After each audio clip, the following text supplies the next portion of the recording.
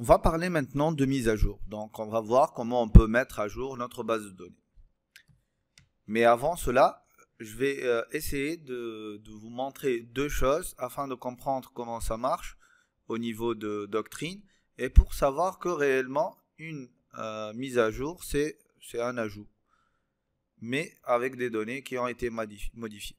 C'est-à-dire, on va commencer par notre entité. Donc, dans l'entité personne, on remarque qu'on a un private ID et que notre ID, il va utiliser une stratégie d'auto-incrémentation. Donc, nous, on ne va jamais modifier cet ID-là. Si on vérifie ici, on a un getID. Et lorsqu'on va aller chercher le setID, il n'existe pas parce qu'on n'a pas le droit de modifier l'ID d'une entité. Parce que c'est l'outil avec lequel Doctrine travaille.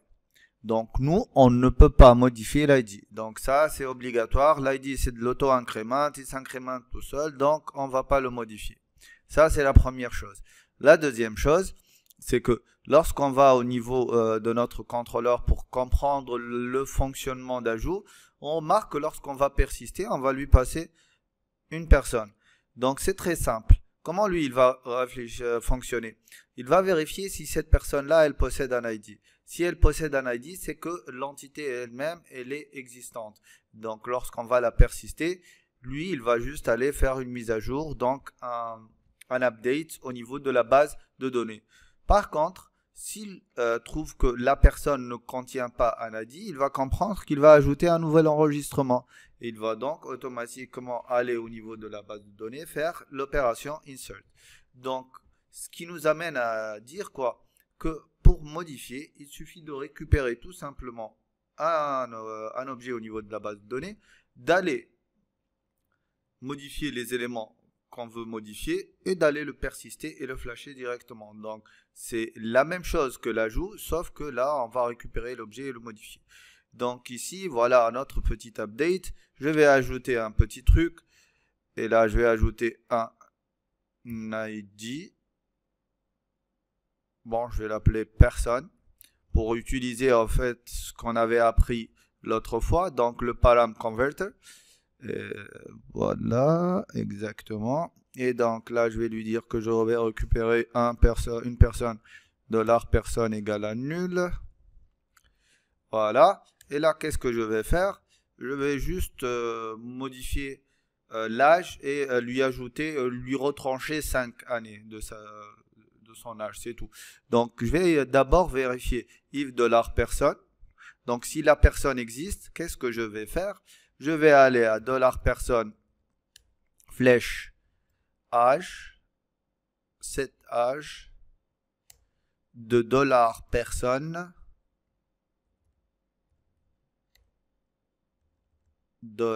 $personne, voilà, flèche get âge moins égal à voilà, moins 10 tout simplement.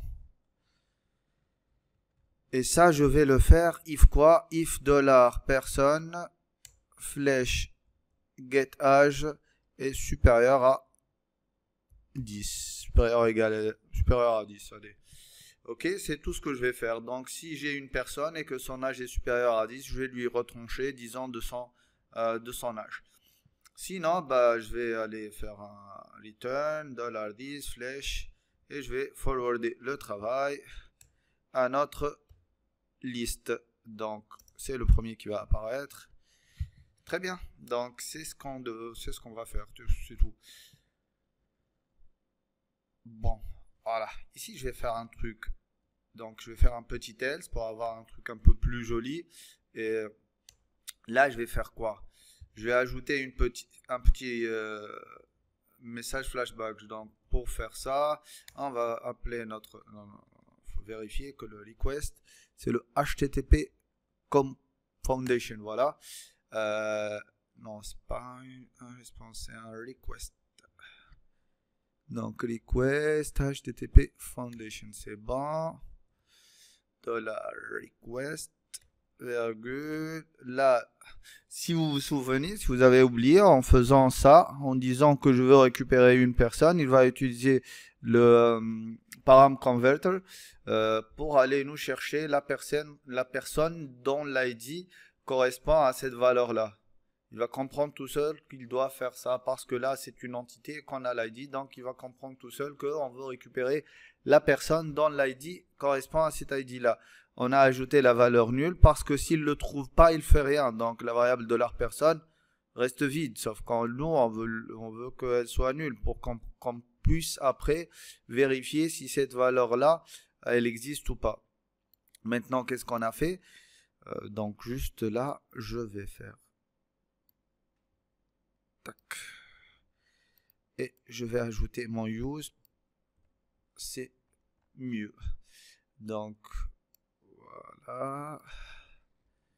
Je vais enlever ça. Et je vais modifier ça parce que j'ai pas besoin de ça. Donc, voilà. Symfony HTTP. Symfony Component. Voilà. Ça marche. Maintenant, il va savoir que ce request-là, c'est un request de cette propriété-là. Maintenant, si ça n'existe pas, je vais aller rechercher ma session.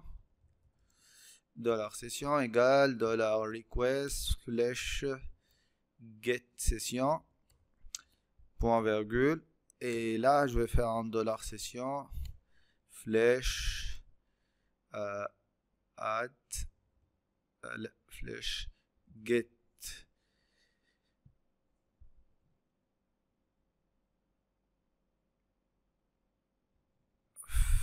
flash back flèche add, et là je vais lui dire que ça c'est une erreur, et là je vais mettre personne inexistante, voilà. Et c'est juste pour avoir, toi tu vas venir ici et je vais ajouter un autre petit message, voilà, else, et ça, voilà, on va faire ça exactement, et là on va venir ici, on va faire notre petit else. Bon, on va suivre les règles PSR, hein.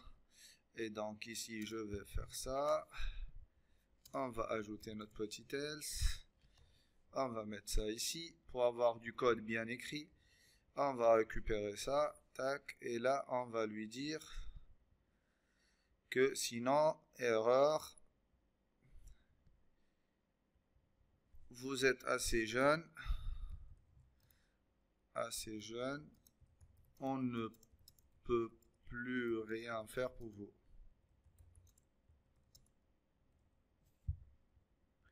Très bien. Donc, si on récapitule ici, il va récupérer l'ID de la personne, il va la transformer en un objet personne, donc on va le récupérer. On va ouvrir notre session pour utiliser les flashback messages. Ensuite, on va vérifier si la personne existe. Si son âge est supérieur à 10, on va l'ajouter.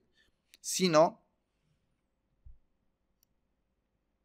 on va écrire une erreur pour lui dire on ne peut plus te retrancher 10 ans, tu ne les aimes même pas. Ensuite, si la personne elle n'existe pas, on va lui dire que la personne elle est inexistante. Et à la fin, on va le renvoyer vers tout ça. Qu'est-ce qu'il manque ici? Il manque que si on va faire ça, et ben, tout simplement, on n'a rien fait au niveau de la base de données. Donc, qu'est-ce qu'il faudra faire? Il faudra aller récupérer l'entité manager. Ici, on n'a pas besoin du repository parce que la récupération de l'objet personne a été faite automatiquement. Donc, je vais persister. Qu'est-ce que j'écris là? $this flash get doctrine flash get manager. Je vais persister mon objet.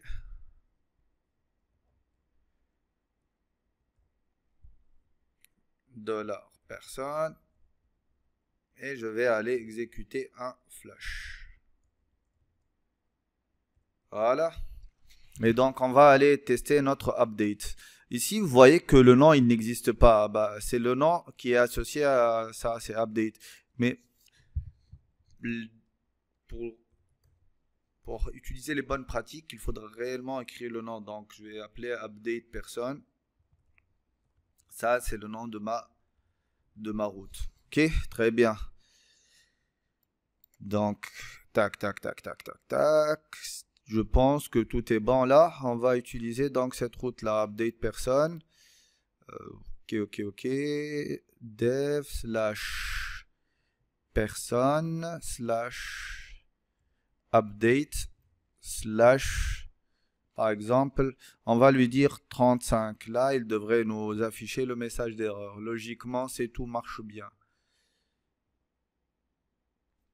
Ok, pourquoi ça affiche rien?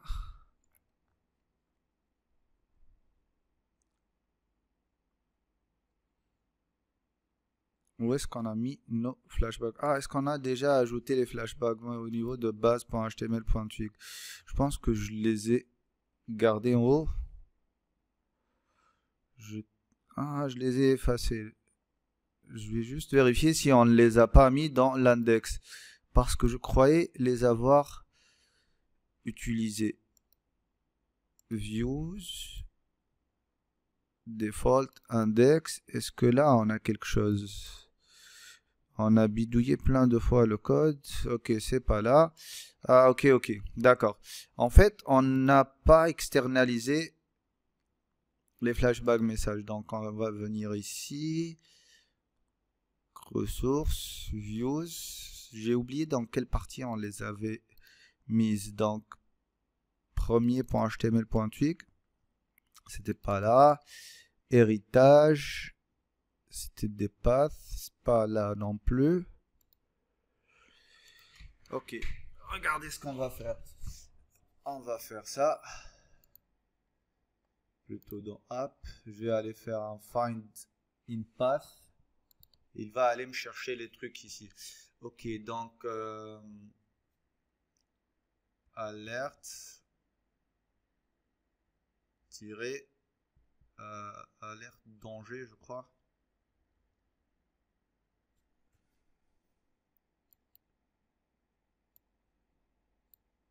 Non. J'étais sûr que j'avais mis ça quelque part. Une boucle for qu'on avait utilisée pour afficher. Attendez, message. Drop down, tac, span. Bizarre. C'est vraiment bizarre. Personne, c'est sûr que non. Dans l'index, voilà. C'est là qu'on les avait mis. Et c'est pas bien ça. On va aller récupérer tout ça. On va faire un CTRL X. Et on va utiliser l'héritage qu'on a déjà mis en place. Donc je vais aller dans base. Et juste avant le body, je vais ajouter ça. Donc s'il y a une alerte, une erreur, tu m'affiches un truc rouge. S'il y a du succès, tu m'affiches du succès. Et ça va marcher pour toutes les pages de notre projet. Qui hérite bien sûr de ça. Donc personne inexistante, super. Ok. Ici j'update le 12. Ah, il y a le 12. Oula. Ah, autre chose ici, on n'arrive pas à voir l'âge, donc on ne va pas savoir s'il a modifié l'âge ou pas. Donc qu'est-ce qu'on va faire? On va aller dans notre page liste, voilà, ici, et on va lui dire, tu vas nous afficher l'âge. G personne.âge.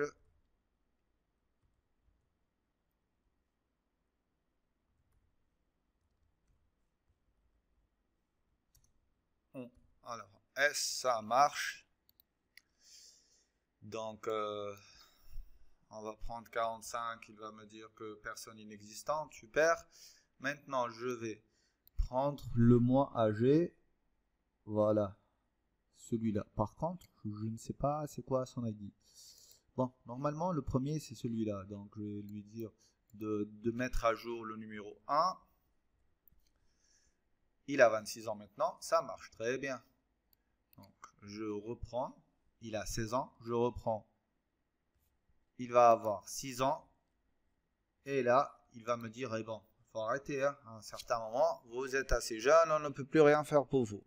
Et ça marche. Donc, on a vu qu'on a fait une mise à jour très très rapidement en utilisant cet aspect-là, la compréhension du concept de persistance utilisé par Doctrine. Donc, on a compris que s'il trouve l'ID, eh ben, il va faire une mise à jour parce que la personne elle existe déjà. Et ceci est dû au fait qu'on ne peut pas toucher à l'ID, que s'il y a l'ID, c'est qu'on l'a récupéré de quelque part. Et si l'ID n'existe pas, il va utiliser le temps increment et il va l'ajouter automatiquement. On va faire autre chose. Je vais juste vérifier un truc pour vous. Je vais faire ça. D'accord?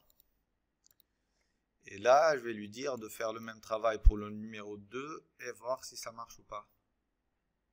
Eh bien, ça marche. C'est bizarre. On n'a pas fait de persiste. Eh bien, tout simplement parce que ça a été automatiquement persisté puisqu'on a utilisé ça.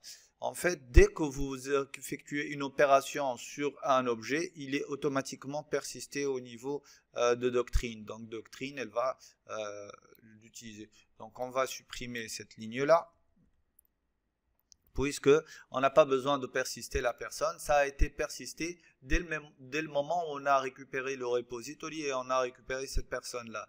Donc, la persistance, elle a été automatique au niveau de cet appel-là. Donc ici, si je réactualise, bah, il va avoir ces 16 ans. Et ça marche. Très bien.